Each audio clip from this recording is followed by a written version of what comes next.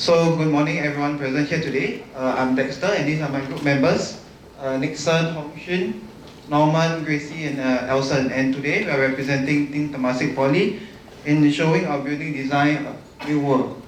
So firstly, we would like to start off with our team members description. So basically our team was split into two factions, one mainly for architecture and the other for structure. And the roles were assigned accordingly to whom showed the greatest interest. So now we show a brief infographics of the current and future plans of Coney Island based on what we researched, and the internal and external view of our building which we would like our viewers to see, and accompanied with the green features that are to be implemented in the building. So moving on to the key concept. Our key concept of the building was to actually blend in the building with the surrounding environment. With that said, there were many ideas into having just one big massing that had many of the different facilities stored inside it and had the green features. But after a careful discussion, we decided to incorporate the trees as part of the building. And just like the trees, the building were to be arranged in a sort of complicated and separated according to their functions. So if you can see, the middle portion is the main part of the building, which is actually the tallest building in the area, and acts as the play on the Coney Island background, on the One Tree Island. And the surrounding buildings here will host the office and the hot desking area as well as workshops. The one here will be the exhibition and the auditorium. So as you can see, our main concept is mainly based around a tree, where this middle portion will be the tree, the surrounding buildings will be the branches, and the bridges around it that connects all the different elements into one will act as the roots. So for our background research, we found there are many that impacted our key concept majorly, but we will just talk about three factors. So firstly, we found that the wind direction at Coney Island was from the north side. It was dominating from the north, around 28 km/h to 38 km/h on average per year.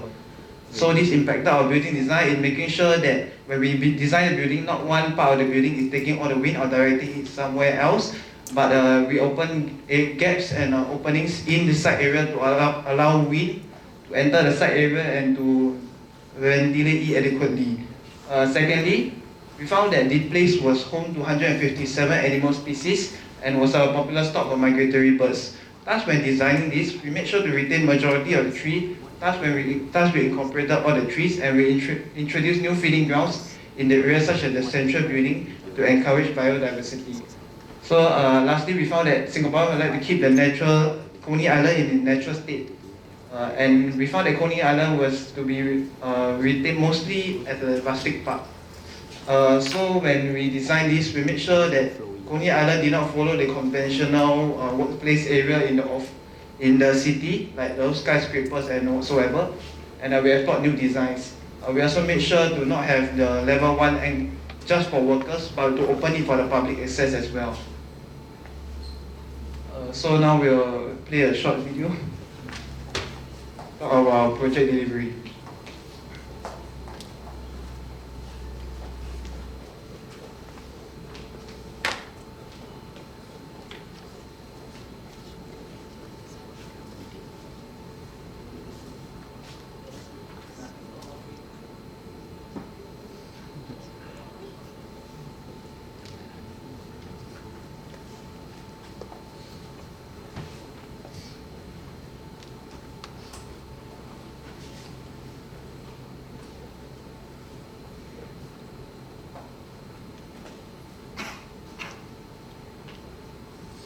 So by designing this, we came up with bar diagrams and an initial building concept that we would like to implement to the building on a whiteboard. And this is our first central massing building before running simulations. And in our initial design, after we run shadow analysis and solar analysis, we found that certain areas, due to the placement of the massing, were not receiving enough sunlight. Followed by that, we went to site visit the area to further understand the environment and where our building will be placed.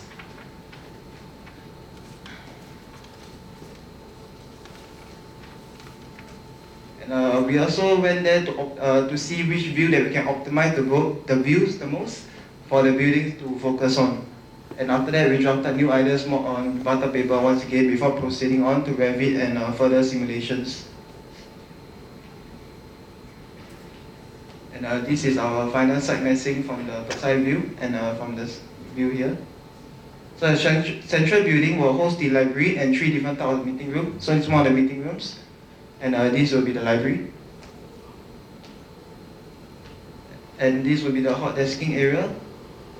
So when designing this, we decided to design it in a universal approach in accordance to Newford Guidebook and explored newer types of office workspace and not following the conventional workspace so as to enhance the work culture around the people there.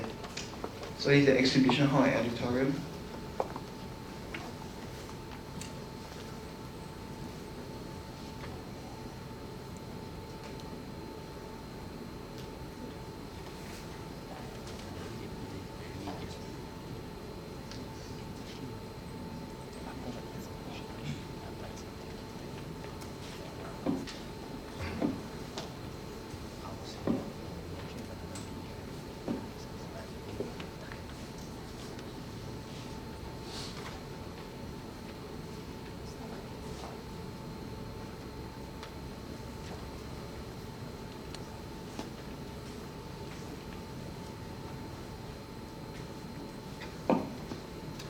So for our DFMA approach, we'll be using mass engineered timber. So cross-laminated timber will be used for the building floors, interior exterior walls, and the roof, while good laminated timber will be used for the structural beams and columns of the building. So the reason why we have decided to implement these materials is as MET is a great choice in terms of giving the environmental touch to the building, thus improving the productivity of the occupants.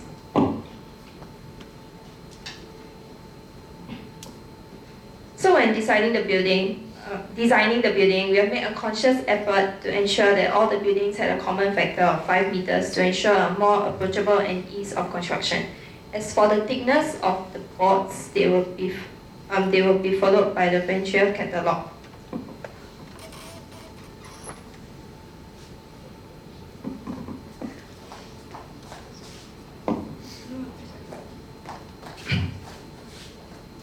So for our computational approach, right, initial idea was to use a BIM 360, but we couldn't have the software. So we actually used BIM Link to actually link all of our individual projects together into a single massing. And we also tried to make an effort using the BIM insights to actually do the energy usage index. So for simulation wise, right, we actually did a site analysis for solar analysis and also shadow analysis. So this is actually the final massing. We actually did an initial one as well. So for the final one, right, this 9 AM and 12 PM, you can see that there's actually ample daylighting into office spaces and also hot desking spaces and good amount of shading. For 12 noon, right, there's actually a direct sunlight. So we actually used solar panels and a green roof to actually reduce heat in and also to collect solar energies. 6 PM we can see that there's actually no to little daylighting except from the west facade. So majority part of the building are actually shaded as well. So as compared to the first initial massing, right, there's actually a lot of shaded areas which doesn't bring good amount of daylighting into the necessary spaces such as the hot desking, office, and the pavement as well during the daytime.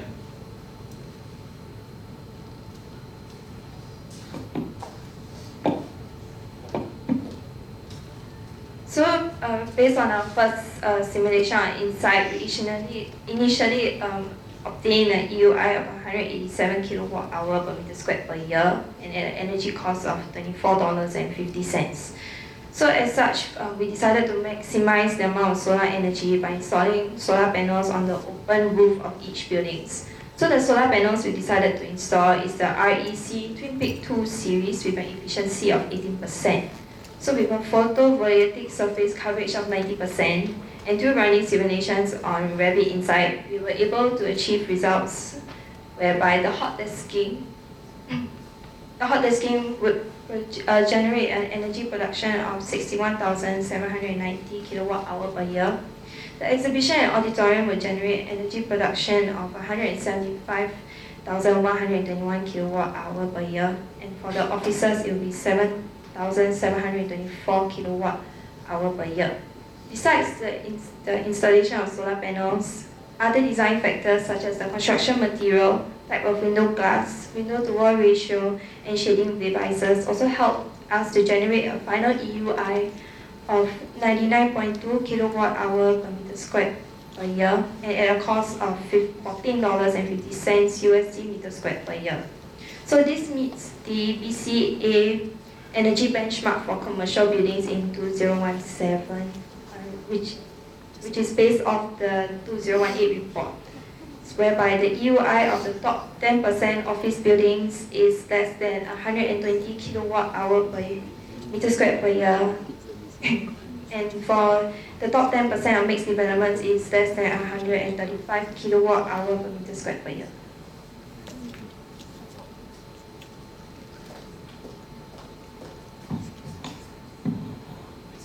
Okay, so one of our innovative green strategy is we are implementing passive displacement system into the building. The building meets all the requirements for an effective and efficient system. So, as you can see, the graphical application of the system is in the office. So to complement the system, we added cavity wall and gypsum plaster board, which further benefits the building and also the system at the same time. We use floor diffusers due to the constraint of high window-to-wall ratio, and additionally, it has a suitable low velocity airflow rate. So overall, the system actually helps to provide a conducive and productive environment to the occupant while maintaining a green building strategy into our design.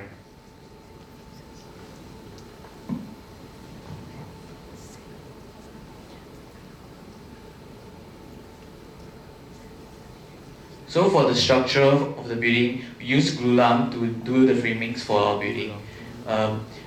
For our beams, we used 76 by 140 mm beams to create the top and bottom frame of the building. And for the columns, we used 76 by 140 and 187 by 140 mm for the columns. And also we used a glulam face mount hanger to connect the beams of the building together. And we use anchor bolts to hold down the structure of the building to the foundation.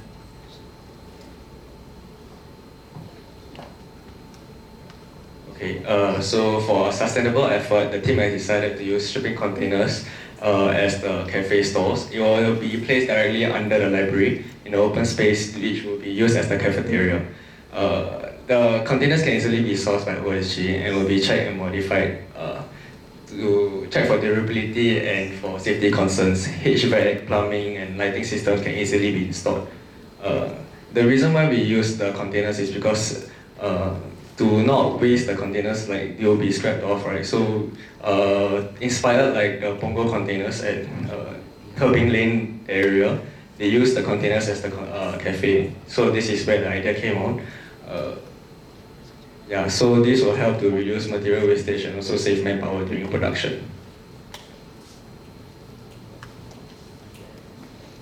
So for our building, we use dynamo to create facades on the outer region of the buildings for the workshop and the auditorium spaces. With the use of dynamo, we can create mass fin-like facades to create to create different variations of designs that we want to put into our building. With the height and length that we can input into our building, we can adjust the sizes and shapes of our facades.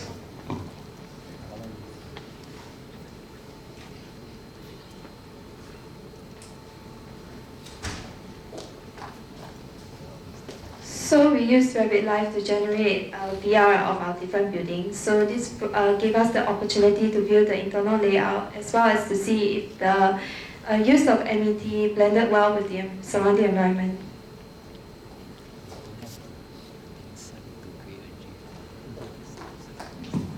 As for collaborative and conflict, we use online sharing platforms such as Google Drive, WhatsApp, and a physical thumb drive to share our individual Revit folder.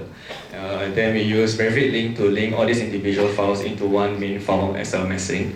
The benefit of using this Revit link is that whenever someone need to make any changes to the individual file, it can then be relinked into the file easily.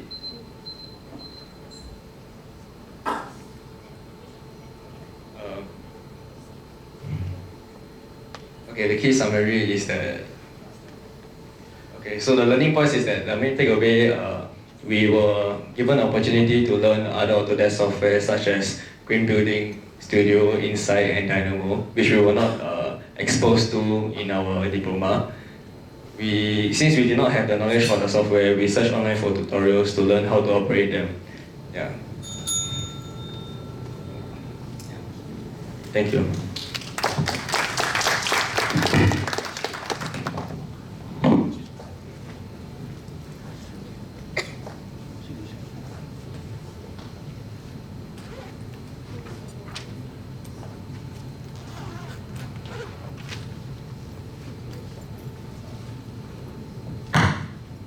Hello. Hi, thanks, Temasek. First, I guess we will just let some of our other judges